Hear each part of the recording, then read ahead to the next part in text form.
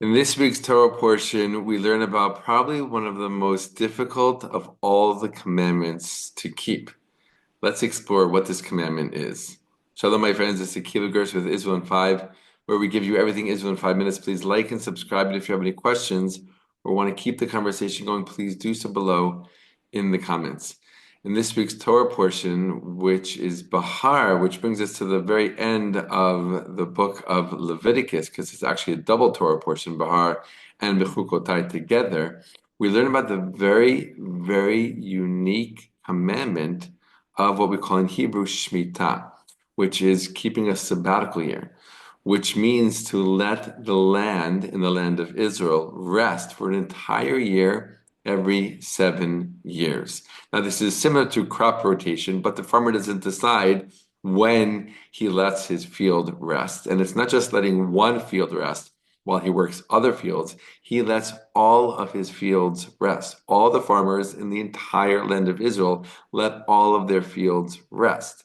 Now, this is a very unique commandment, and let's be honest, a very, very difficult one. Imagine a society that does what they do as they normally do for 6 years. They work back in the day when everybody was farmers, basically. Everyone's farming their land, they're working in their fields. And then 1 year, for an entire year, not just a week, not just a month, even that would be difficult. For an entire year, nobody works their land.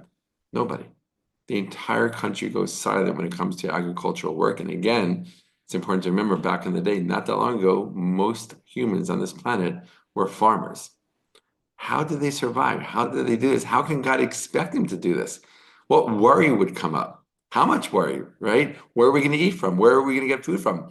I know as a farmer that I only have food from my land because I work my land every single day. I weed, I water, I plant, I harvest, I do all these different things every single day. It takes up most of my time. Now, God, you're telling me to not work my field at all for an entire year, and I'm going to survive. We're all going to survive. How is this going to happen? So it is on the surface a very, very difficult mitzvah commandment to keep, but a very, very important one.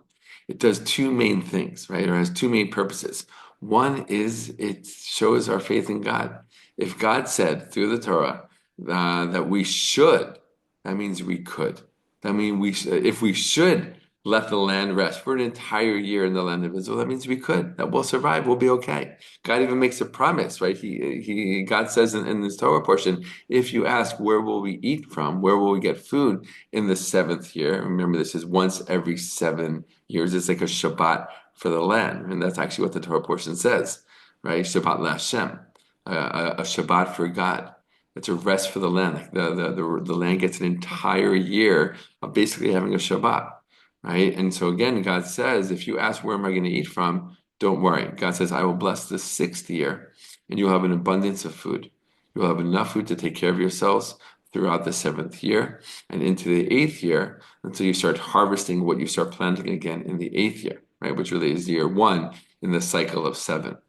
Interesting, right? But even with that promise, it still takes a great amount, a tremendous amount of faith, right? And this is one of the tests, so to speak, behind this commandment is like, can you trust God? Will you trust God that you can not work your land for an entire year and still survive and still have what to eat? So that's one aspect very important of the sabbatical year. The other one is that whatever does grow automatically, and that will happen because seeds are still on the ground and seeds fell onto the ground from the last harvest, whatever grows, whatever grows naturally or on its own does not belong to the owner of the field. Right? Part of the sabbatical year commandment is that your land becomes ownerless, hefker, as we say in Hebrew. Right? It's not actually yours for that entire year, and anything that does grow in that land, from that land in your field, doesn't belong to you. Anybody can come and take it.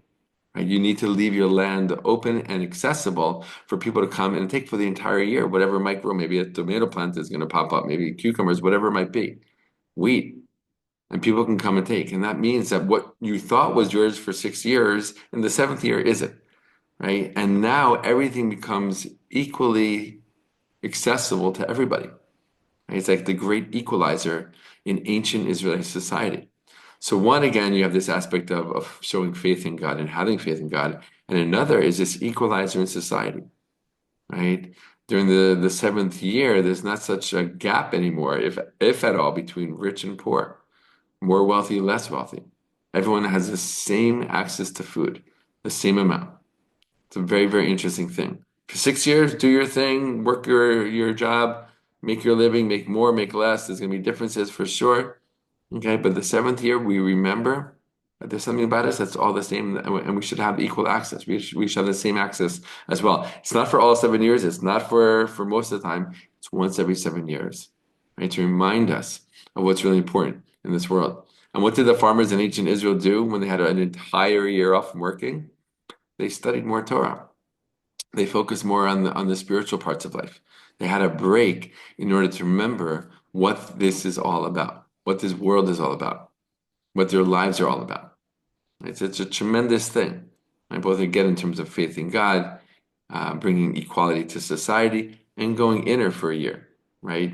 And dedicating more time to your own personal and spiritual development, which maybe you didn't have so much time for during the 6 years of being a farmer, which is very, very intense work. So this is the commandment that we learned about in this week's Torah portion. Again, probably one of the most, if not the most, difficult of all the commandments to fulfill and to bring into one's life.